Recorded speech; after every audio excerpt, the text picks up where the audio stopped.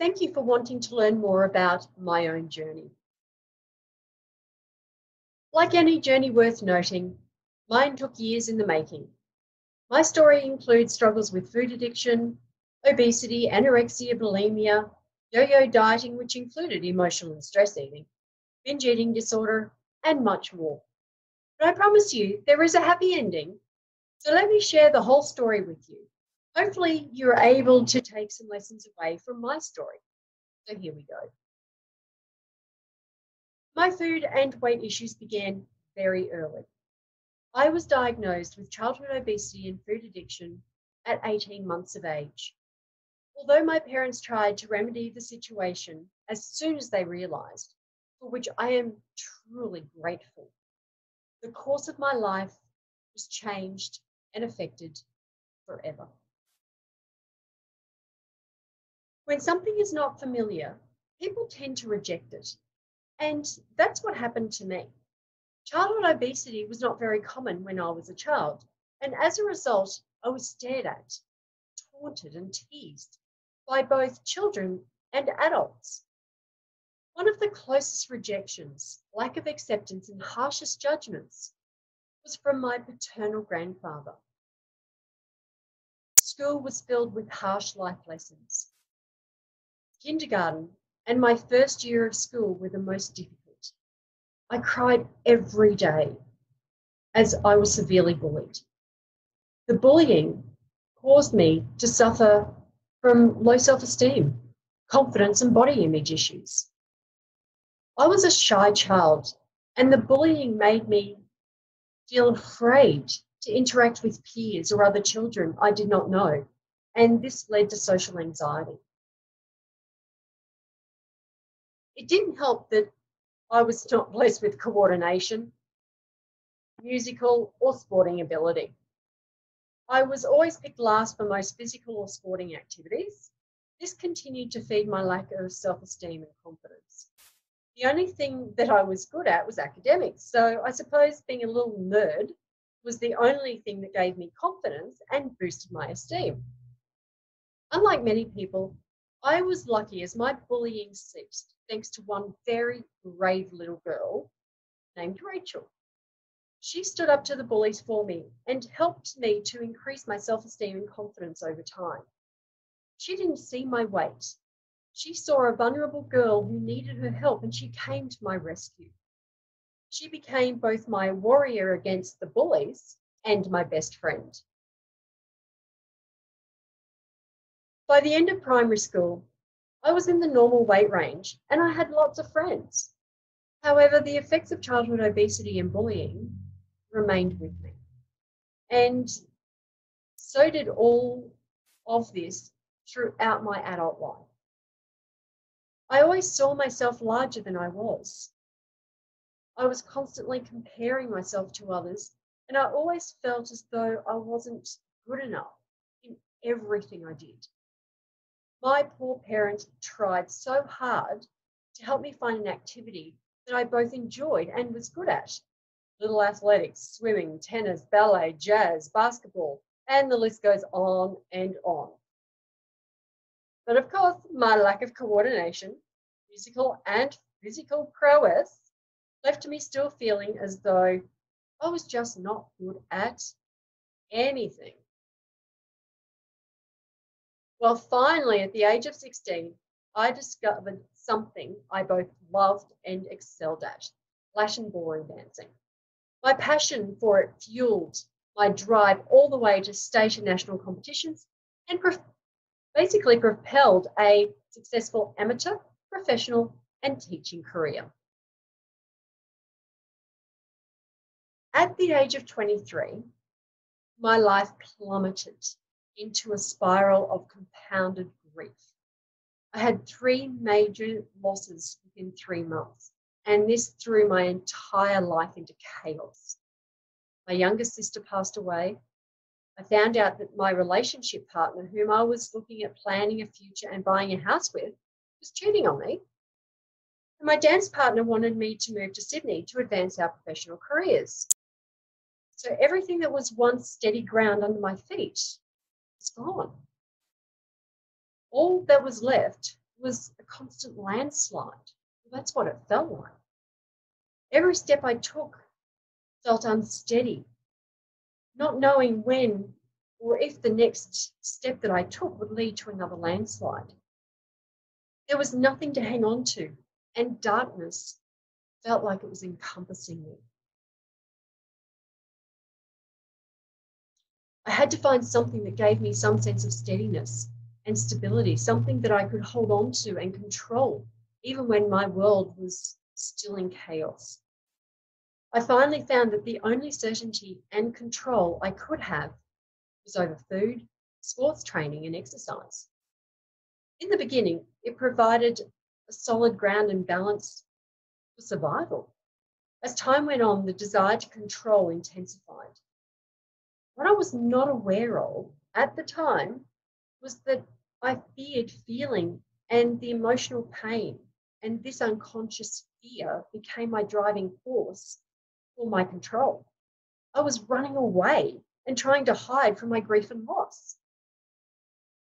So this drive spiraled me down into the psychological and physical tormenting web of anorexia.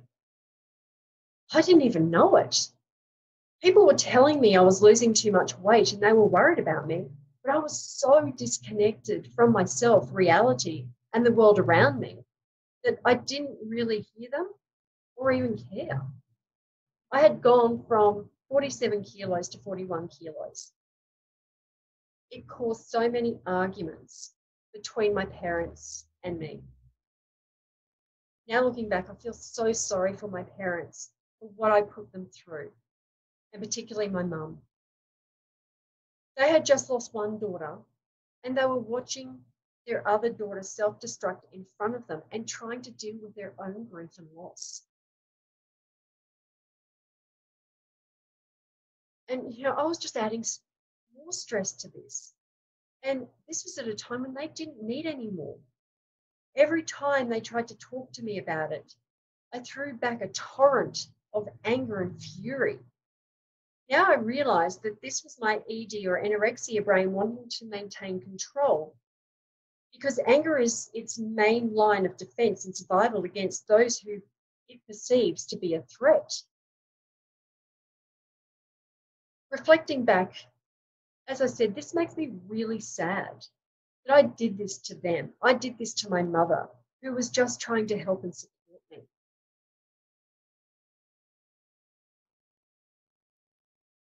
My turning point was after a friend's hen's party when she was showing us the photos. Now, during this time, I would refuse to get my photo taken. Looking through the photos, I caught a glimpse of someone in the background, and I was really horrified to see how ghastly sick they looked. I kept staring, and then I asked, "Who was that?" I wasn't expecting the answer. She said, "That's you." I actually went into shock and disbelief. I had been so disconnected from myself and reality, this drew me, and I didn't know how to process the situation. This was reality. Again, I felt as though the ground was slipping out from under me. I could not believe what I looked like or who I'd become.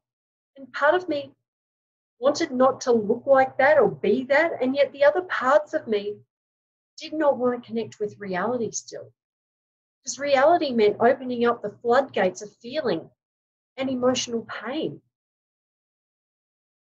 Now, for those who have been on this perpetual cycle of dieting or who have suffered from an eating disorder, you will understand when I say parts of you. These are connected to different conversations and even different voices. And no, this is not schizophrenia or personality disorder. Some say that they have the devil or the angel, one voice that tries to lead them astray and the other that keeps them on the straight and narrow. Well, during this time, I had 4+ voices. I felt like I was a rag doll in the middle of a fight between multiple people, each holding on to me, pushing and pulling, trying to be the one to gain control and hold on to me. This was so mentally and physically exhausting, as the voices would never let me rest. Each and every voice wanted to say. Some were more aggressive, dominant, and louder than others. But really, everyone wanted their own way. So I made a deal. It took some time, but I did start eating again. I found new processes and behaviours to appease some of the voices, but most of the behaviours, beliefs, and thoughts were not healthy. The problem with my recovery is that I never sought help properly for the eating disorder, only the grief.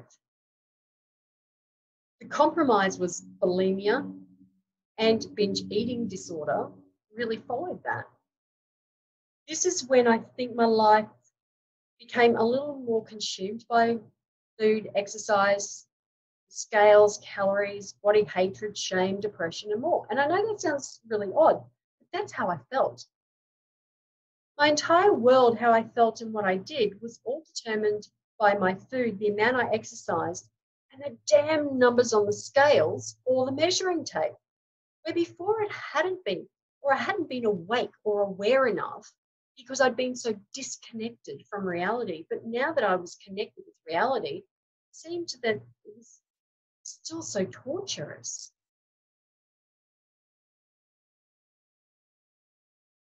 By my late 20s, I had tried countless diets, pills, shakes, exercise plans, and self-help books. Well, nothing ever worked because it really didn't help me find a stable weight. It didn't fix the shape that I didn't like about my body, and it didn't make me happier. So, of course, surprisingly, nothing ever worked though. I was on the cycle of yo-yo dieting. A few months here, a few weeks there, and then it became all too hard and exhausting. I couldn't maintain the levels of perfection, willpower, or self-control, and I would have to have a binge. Then the voices of self-abuse or the internal bullies would kick in.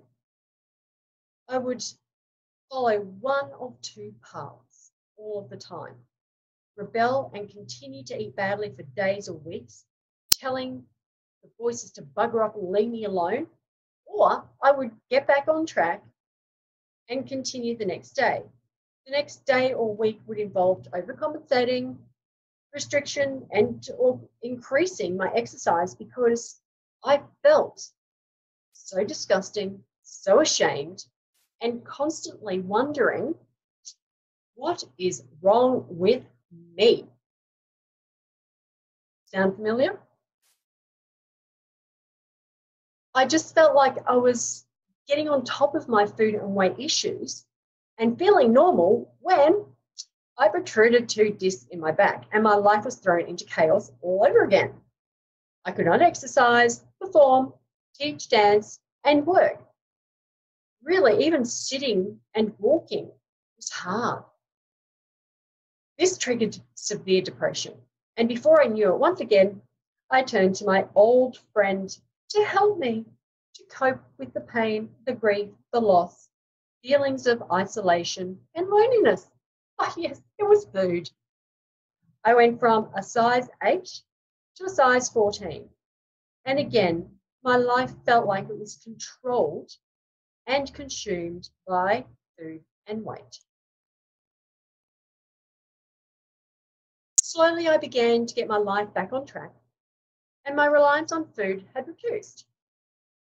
I did continue to yo-yo through my early 30s, and my weight kept getting higher and higher each time. And at the age of 35, I hit one of my lowest points with tearing both of my Achilles tendons. Walking was hell. My stress, pain, and depression hit an all-time high. And I turned to my old friend, food, she knew I was going to say that one, to comfort me.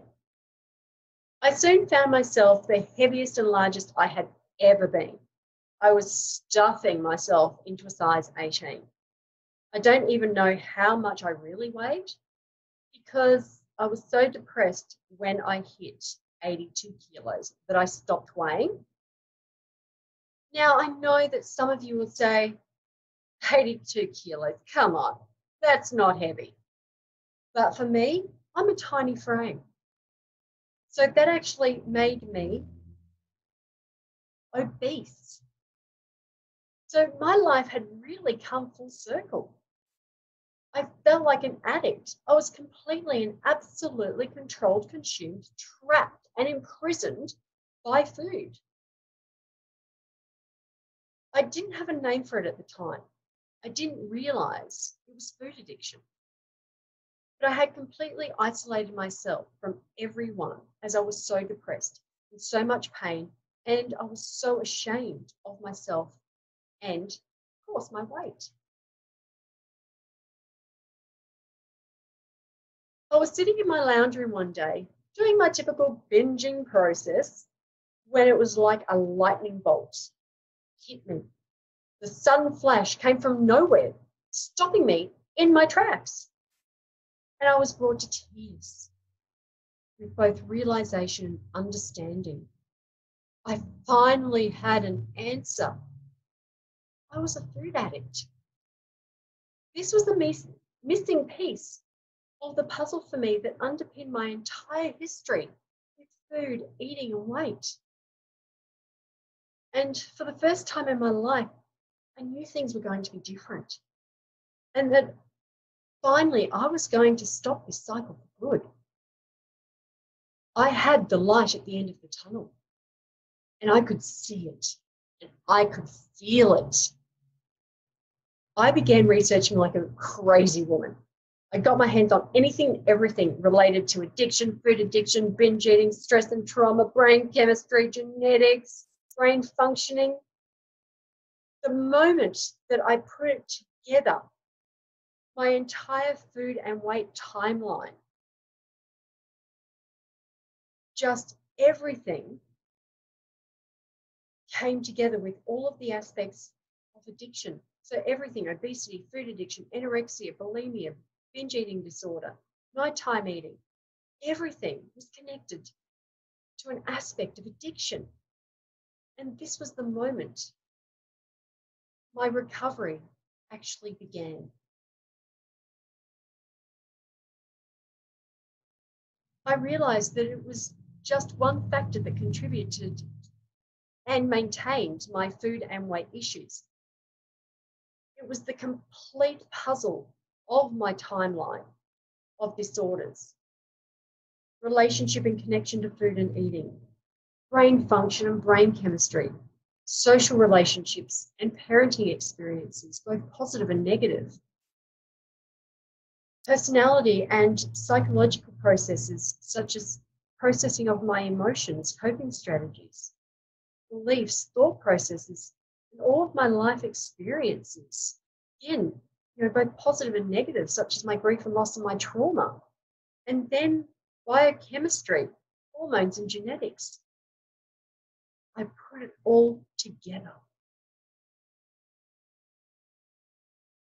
So I developed a program that integrated all of these factors for myself, and I naturally started breaking my addiction and losing weight without effort. Within 6 months, I'd lost 20 kilos and most of my disordered eating behaviors and food addiction. It was the easiest thing I'd ever done. One of the most significant things that I did was to tear up and throw out the old rule book that had kept me trapped for decades. By shifting my mindset, I began to empower myself towards positive change and action. I stopped listening to the negative messages that had been stated to me over and over again by my bullying voices. I started questioning the messages and countering them with new messages that supported the journey I was on, the person I wanted to be, and the life I wanted to live.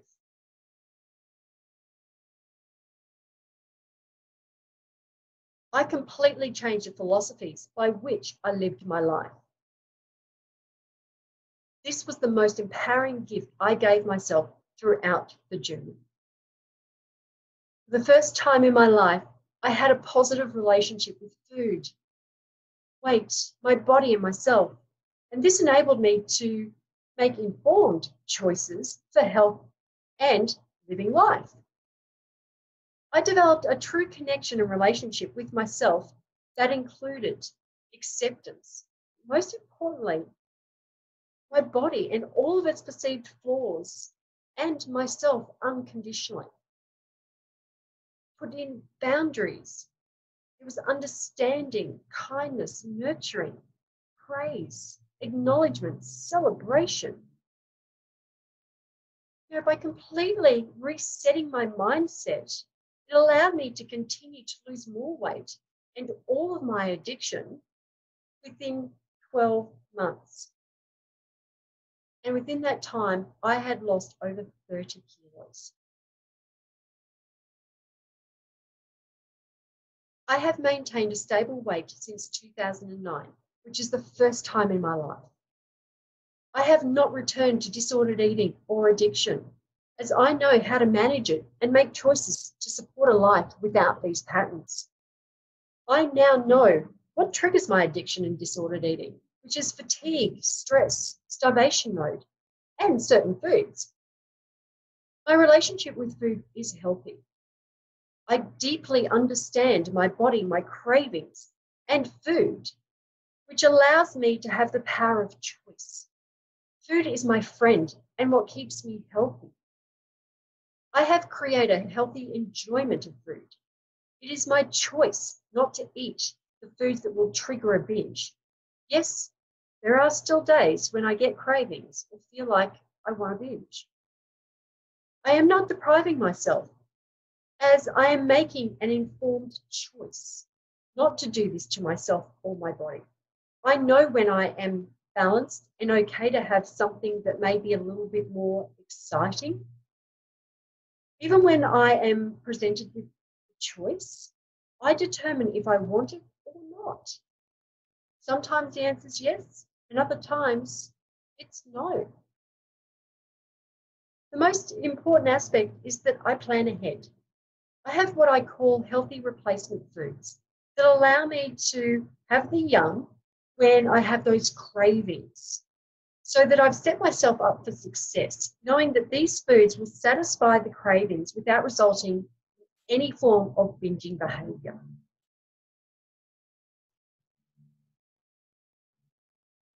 So now I share my experience and knowledge to support others, to help people such as yourself create a life of possibilities. My results started to attract a lot of attention from others. And as a result, I actually wrote a book called Food Addiction Therapy, The Simple Eating Plan. I was featured in magazines for my story, but also actually as an expert. So I had a column. I've been on radio as an expert.